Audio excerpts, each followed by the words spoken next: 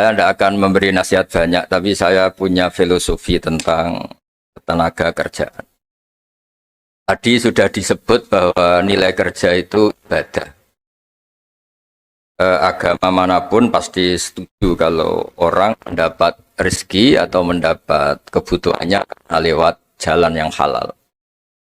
Jalan yang halal itu biasanya pilihannya itu ya kerja, terus warisan, terus hibah.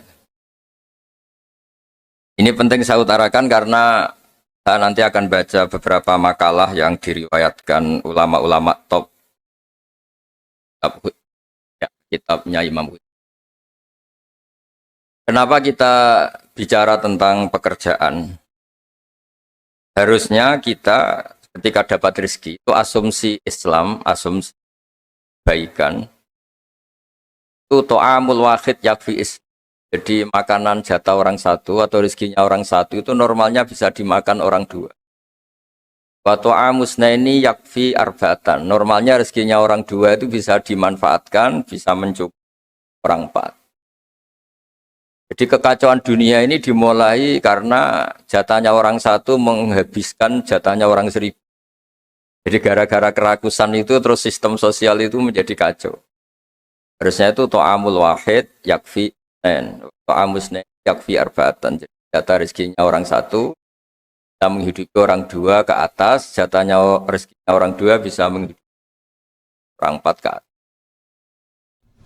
Kemudian ini saya baca saja supaya tambah berkah beberapa teks tentang pekerjaan.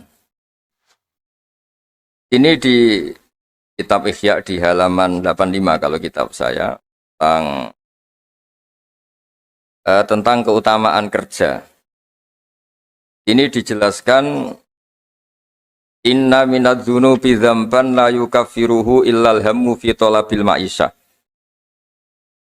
Jadi bagian diredaksikan minadz-dzunubi dzunubun la yukaffiruha illal hammu fi talabil ma'isyah. Jadi sebagian dosa itu ada dosa yang tidak bisa dihapuskan oleh istighfar, tidak bisa dihapuskan oleh sedekah, tidak bisa dihapuskan oleh misalnya wiridan. Yang bisa menghapuskan dosa itu hanya kalau kita serius atau kepikiran, hammu itu kepikiran mencari maisha, cari rezeki. Jadi sudut pandang itu penting. Jadi kita yang sedang istighosah atau kita yang sedang pengajian atau mungkin kita sedang jadi ustadz, melihat orang mencangkul, orang ke pabrik, orang di aktivitas pekerjaannya itu harus kita lihat bahwa mereka adalah orang-orang yang sejatinya sedang minta ampun sama Allah Subhanahu wa Ta'ala.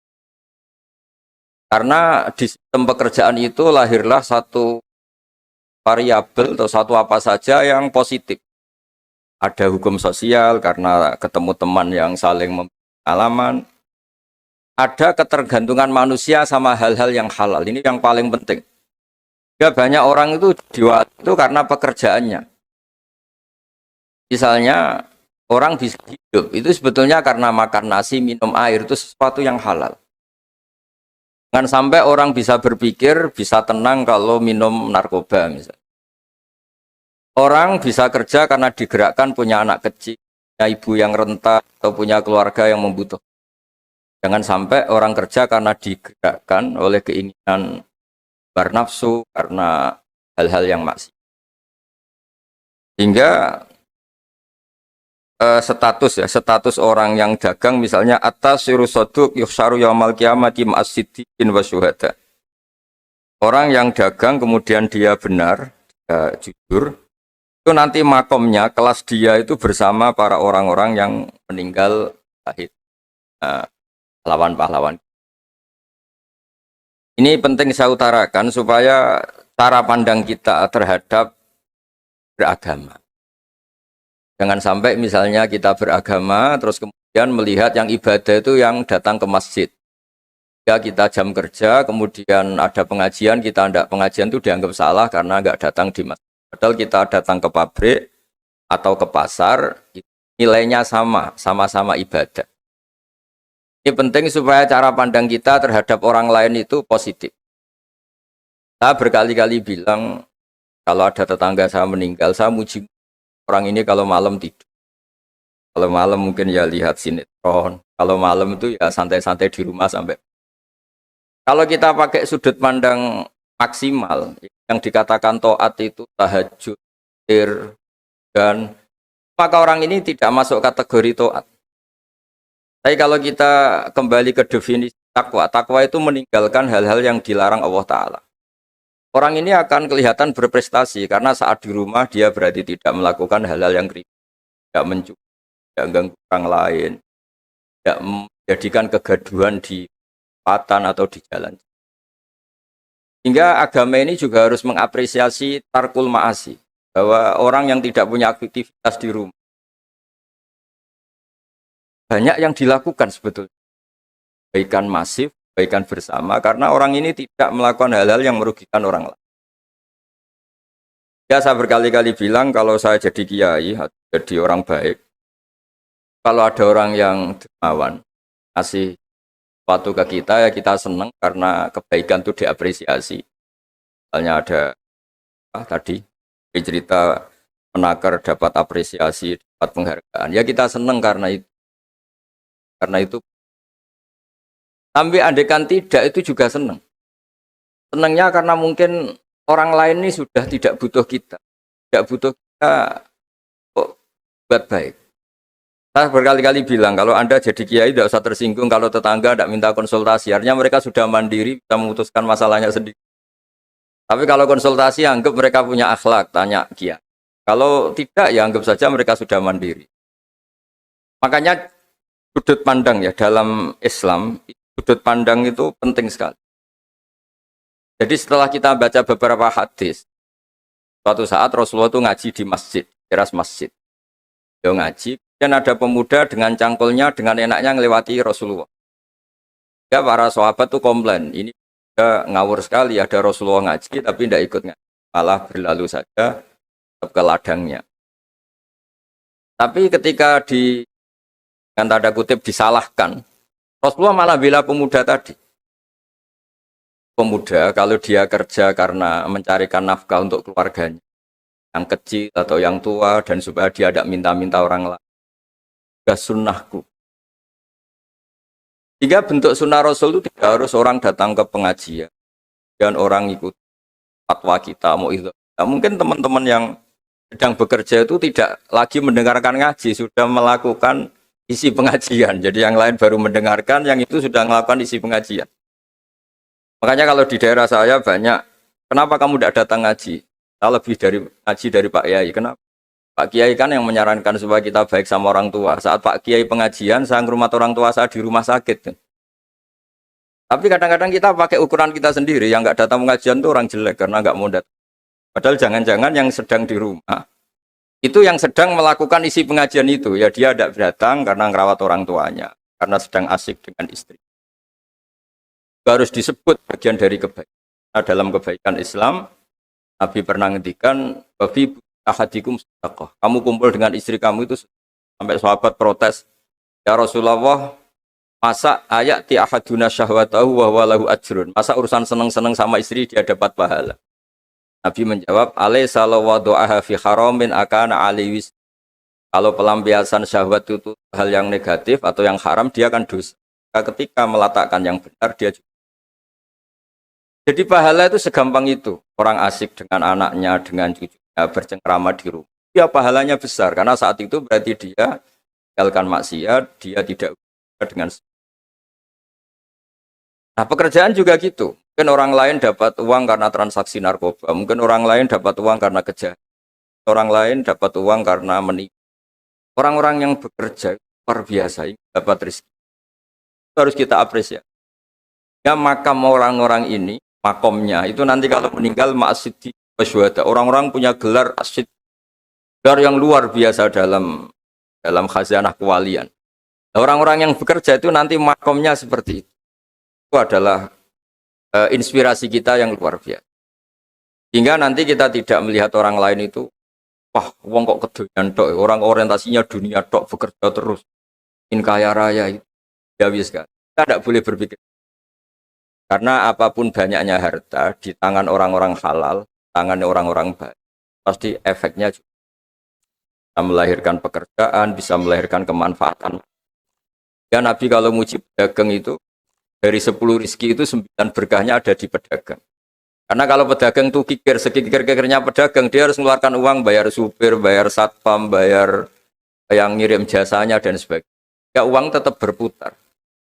Tapi sebaik-baiknya Anda kalau tidak dagang itu mungkin uang ditabung, uang mandek. Ya, potensinya itu ikhtikar. Ikhtikar itu menyimpan. Kalau ngelebihi kota tertentu, larang oleh. Karena saya nekuni keilmuan agama, maka saya hanya cerita bahwa betapa Allah itu ngapresiasi pekerja. Nabi Dawud itu seorang raja, kaya raya. Tapi beliau tidak mau makan illa mingkas biyadi, kecuali hasil hanya sendiri. Masyhur itu di riwayat, beliau seorang raja, tapi hanya makan kalau tembikar atau anyaman bambunya atau apalah. Pokoknya dari anyaman bambu itu terjual. Kalau hari itu nggak terjual ya nggak bisa makan. Padahal beliau seorang raja, saking inginnya supaya rezeki yang dia makan, yang beliau makan mingkas biyadi, dari hasil karyanya sendiri. Banyak kiai-kiai guru kita yang secara lahir kaya, tapi yang pondok untuk dirinya itu sekadarnya.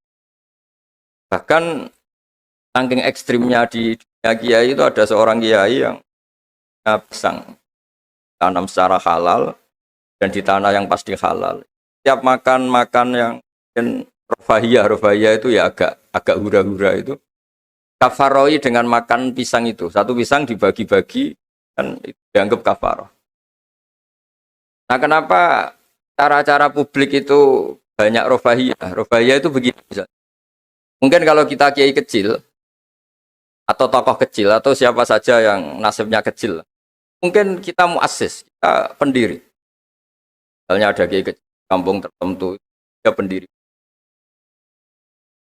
Tapi mungkin setelah kita jadi kiai besar itu, jauh diundang masjid itu.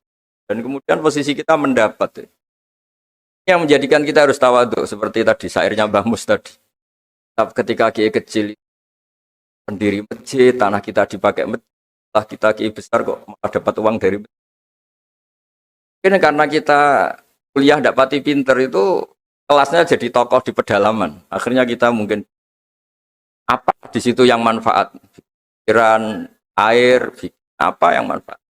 Kalau kita kepinteran malah jadi orang yang terus hanya dengan negara itu mendapat, bukan memberi. Nah hal-hal seperti ini harus jadi motivasi semua pekerja. Menteri juga mentalnya harus memberi.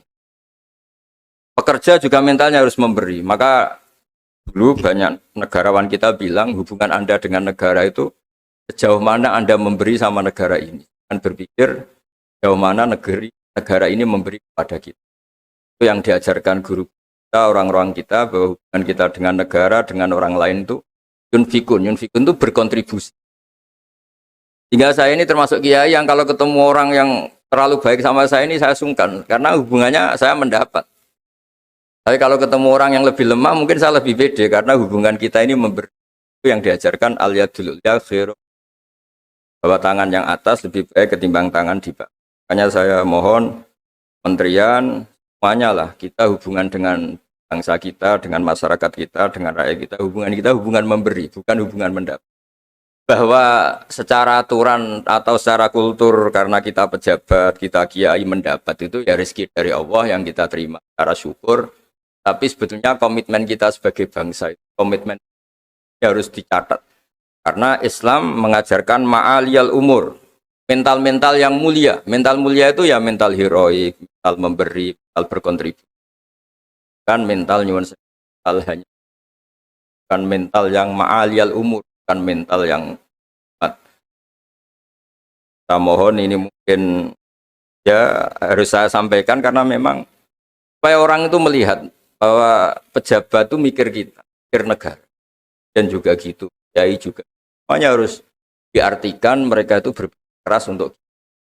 Jadi kalau kita orang yang mungkin agak nyun sewu, agak dengki atau agak hasut, berpikirnya tuh enak jadi pejabat, enak jadi kitar, enak jadi ini. Itu jadi kita repot. Makanya tunjukkan bahwa kita adalah orang yang bermental hero, orang yang bermental berkontribusi, orang yang bermental khairunas anfa'uhum. Yang terakhir, karena tadi banyak yang baca puisi, banyak saja dan saya senang sekali, tapi saya mau cerita tentang keunikan dunia-dunia wali. Dulu ada seorang wali jadi pegawai penjaga kebun, padahal seorang wali dia penjaga kebun anggur. Jaga kebun anggur, karena dia wali hanya jaga aja. Tahun-tahun dia jaga di situ, mungkin 10 tahun. Suatu saat majikannya datang. Saya ambilkan anggur terbaik yang paling manis. Karena dia agak pengalaman ngambil yang merah merona, yang tidak kehitam-hitam diambil. Ternyata kecut sekali, masam sekali. Majikannya marah-marah. Kamu kerja di sini 10 tahun tidak pengalaman. Harusnya kamu bisa membedakan mana yang manis, mana yang masih masam. Ya saya ini kan kiai, jadi tidak pernah ngambil sesuatu yang tidak hak saya. Nah kira-kira kalau Anda punya karyawan seperti itu tuh bingung apa Anda? Kalau dibilang khianat, tidak pernah khianat, tapi akhirnya nggak bisa disuruh karena nggak pengalaman. Barat Anda punya pembantu, ayo anterin saya tidak bisa nyupir. Mobil nganggur banyak kok tidak bisa nyupir. Saya tidak pernah gasap. Jadi itu memang apa ya? Jadi akhirnya terus majikan tadi, dah kamu jadi guru saya jadi kamu nggak pantas jadi kerja kata terus akhirnya dan ternyata ya, tadi termasuk wali besar yang hazanah wali kerja 10 tahun di sama sekali nggak pernah makan. Suatu saat majikannya datang minta diambilkan anggur terbaik. Dia ngambil sekenanya yang dikira baik, terus ternyata itu kecut sekali, masam sekali. Jika dimarahin karena dia nggak pernah sama sekali itu ngambil. Dia merasa kualitas ya dijaga, amanah dijaga, tapi komitmen terhadap kebaikan bersama karena ekonomi. Kalau kita bangkrut, yang sakit ya pangan saja, bukan kemenaker saja. Kalau negara ini kolab, yang bingung juga nggak presiden saja, kita semua salah sebagai bangsa yang bersama ingin khairunnas anfa akan rahmatan, semuanya enak, semuanya nyaman karena kita semua kenal Bismillahirrahmanirrahim. Ketika menyebut Allah pasti yang maha pengasih dan maha penyayang. Saya kira demikian, mari berdoa bersama semoga bukti bahwa kita bergantung sama yang menguasai langit bumi, menguasai kehidupan kita, menguasai semua yang terlewatkan maupun yang akan datang. Al-Fatihah. Al-Fatihah.